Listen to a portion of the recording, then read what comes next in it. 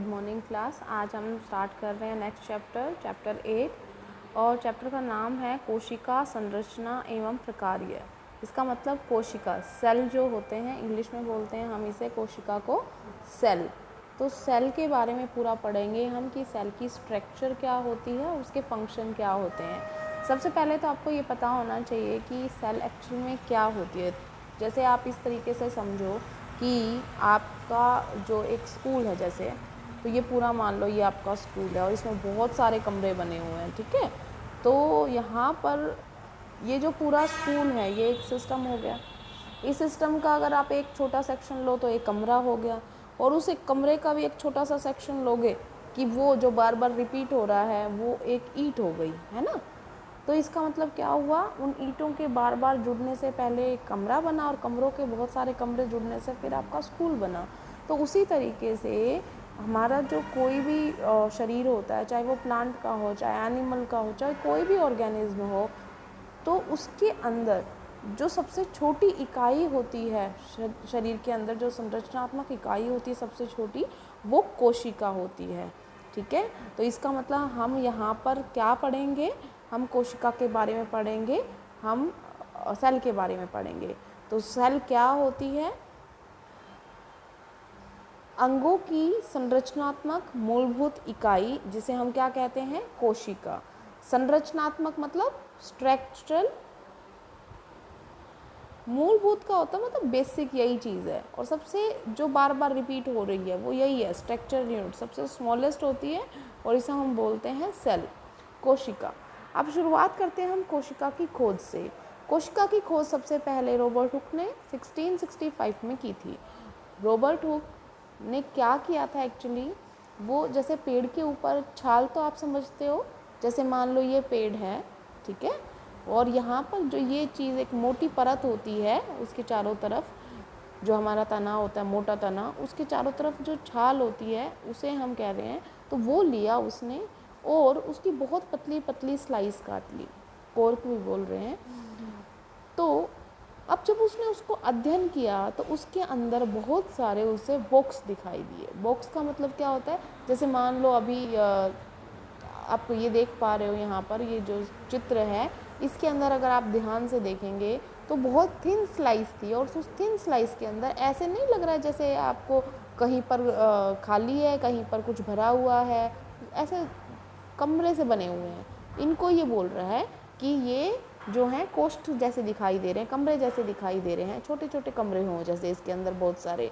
तो ये जो छोटे छोटे कमरे दिखाई दे रहे हैं इन्हीं को बोला गया सेल, कोशिका, ठीक है। तो सबसे पहले क्या आया था, रॉबर्ट हुक ने 1665 में अध्ययन किया था कोर्क की स्लाइस का, और वहाँ से उन्होंने पता लगाया था कि जो प्लांट है उसके अंदर ऐसे छोटी छोटी कोशिकाएं होती हैं। बाद में तो सबको पता है कि जो भी ऑर्गेनिज्म होते हैं सबके अंदर कोशिका एक संरचनात्मक इकाई होती है, ठीक है। उसी कोष्ठ को हुक ने कोशिका का नाम दिया था। अब बात करते हैं कि कोशिका, ये हमें पता चल गया कि जैसे हमने कोई बिल्डिंग बनाई है, कोई इमारत बनाई है, तो उसके लिए मूलभूत संरचनात्मक इकाई जो है वो जैसे ईंट है, वैसे ही हम कोई भी जानवर हैं या कोई भी प्लांट है, कोई भी बड़ा पेड़ हो, छोटा पेड़ हो, कोई भी इंसान हो, जानवर हो, सबके अंदर एक मूलभूत संरचनात्मक इकाई होती है, फंक्शनल स्ट्रक्चरल यूनिट जो होती है बेसिक, वो सेल होती है। अब सेल जो होती हैं वो अलग अलग प्रकार की होती हैं, कितना उनका साइज़ होता है ये भी वेरी करता है, कई बहुत ज़्यादा छोटी होती हैं, कई बहुत बड़ी भी होती हैं। तो ये जो हैं इनका आकार अलग अलग होता है, इनकी पूरी रेंज होती है, कोई छोटा भी हो सकता, कोई बहुत छोटी भी होती है कोशिका, जिसे हम आप नेक्ड आई से नहीं देख सकते, कुछ ऐसी होती हैं जो नेक्ड आई से आपको दिखाई दे जाती है।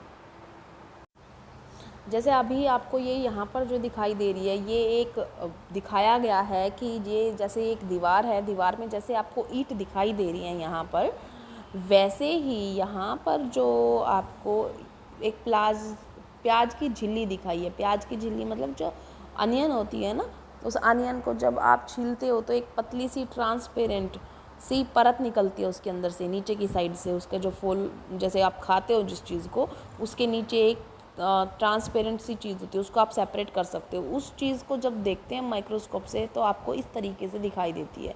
तो जो ये आपको कोष्ठक से दिखाई दे रहे हैं ना, ये एक कोशिका है, और इसके अंदर जो ये आपको डॉट सा दिखाई दे रहा है, सर्कल सा दिखाई दे रहा है, ये उसका केंद्रक है।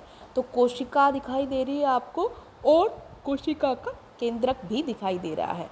अब हम बात साइज़ की कर रहे थे, तो साइज़ जैसे आप इसको देखने के लिए किसकी हेल्प ले रहे हो, माइक्रोस्कोप की। आप नॉर्मली जब उस झिल्ली को निकालते हो, प्याज की झिल्ली को, तो वो आपको दिखाई नहीं देते उसके अंदर कोशिकाएं, लेकिन जब आप उसको माइक्रोस्कोप में देख रहे हो तो दिखाई दे ही जा रही हैं। इसका मतलब वो जो कोशिकाएं हैं वो बहुत छोटी हैं। अब आप बताओ, क्या आपने अंडा देखा है, नॉर्मल अंडा जिसे आप मुर्गी का अंडा बोलते हैं, मुर्गी का अंडा देखा है आपने? वो जो है वो एक कोशिका है। अब आप कहोगे वो इतनी बड़ी है, तो इसका मतलब मैं कह रही थी ना साइज़ वेरी करता है, तो इसका साइज़ बहुत छोटा है, और मुर्गी का अंडा तो आपको दिखाई देता है तो उसका साइज़ बड़ा है। तो साइज़ जो होता है वो डिफरेंट डिफरेंट होता है। अब बात करते हैं कि इनकी संख्या कितनी हो सकती है, इनकी आकृति कैसी होती है। तो कोशिकाओं की संख्या बेटा डिपेंड करती है कि हम किस ऑर्गेनिज्म की बात कर रहे हैं। जैसे आपको ये यहाँ पर जो दिखाई दे रहे हैं ऑर्गेनिज्म, ये होता है बेटा अमीबा, और ये होता है पैरामीशियम।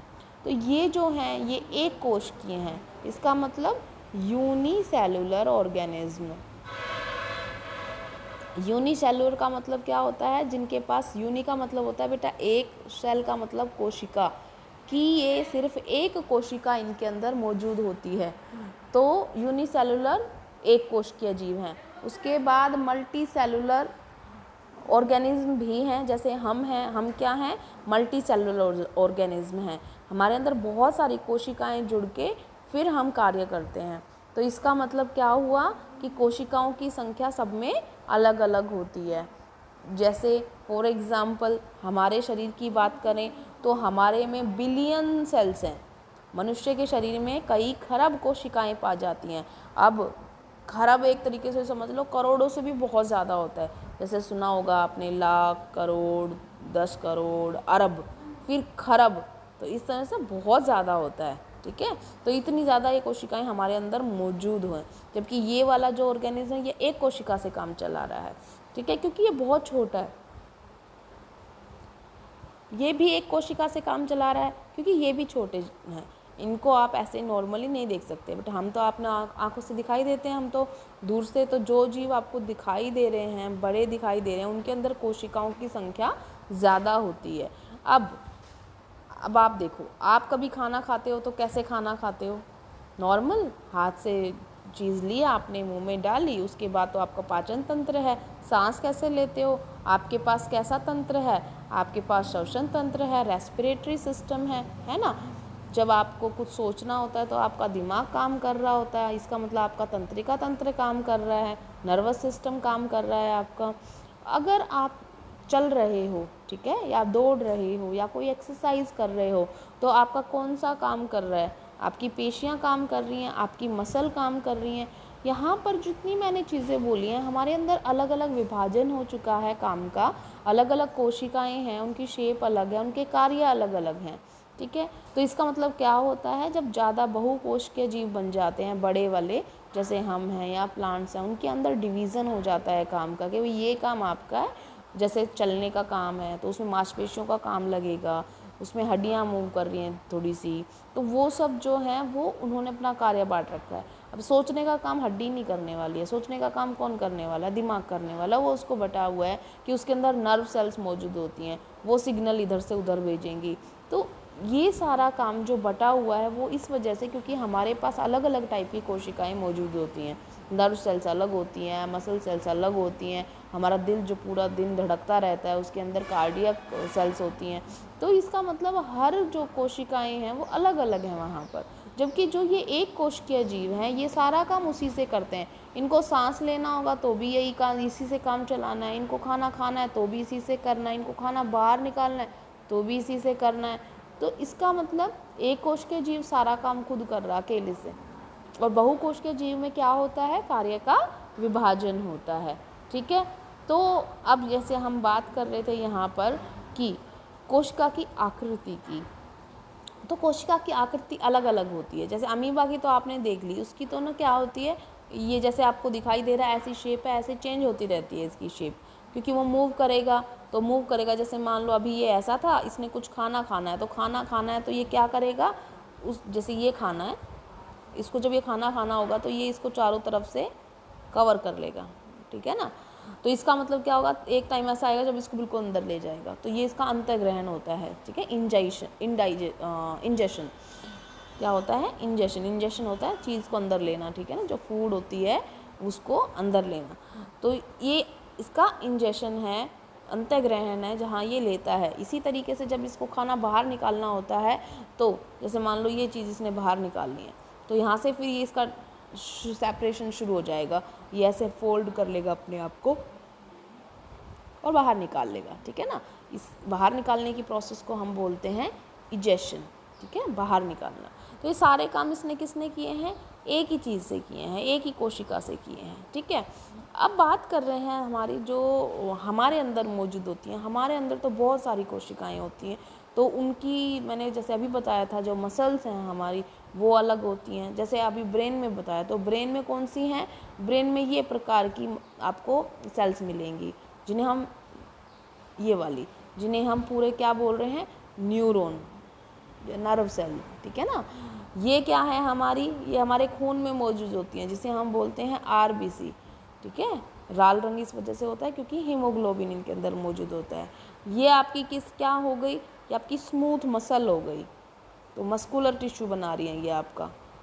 तो ये सब अलग अलग हैं, एक का काम अलग है, इसका काम है सिर्फ खून के अंदर मौजूद होना और उसके अंदर जो हीमोग्लोबिन है वो ऑक्सीजन को लेके जाना उसका और जगह पे छोड़ देना, ठीक है।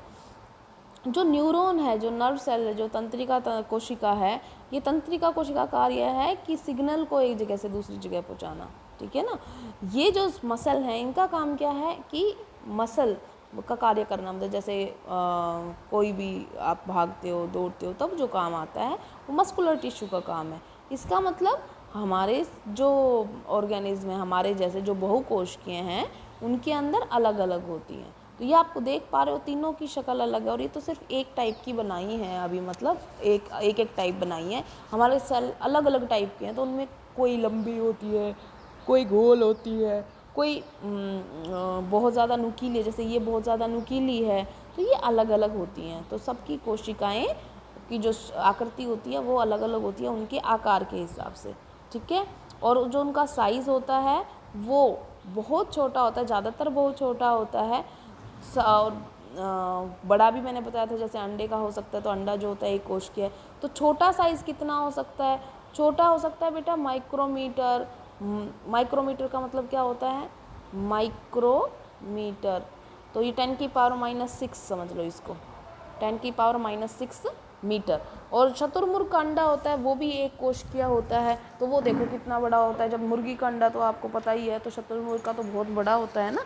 तो ये जो है आपको बहुत बड़ा होता है, इसका अंदाज़ा लगा सकते हो आप। 17 सेंटीमीटर इंटू 13 सेंटीमीटर है जो इसका है, तो 17 सेंटीमीटर कितना बड़ा होता है, तो वो एक कोशिकीय है। तो इसका मतलब साइज़ अलग अलग होता है। आज के लिए इतना ही, थैंक यू क्लास।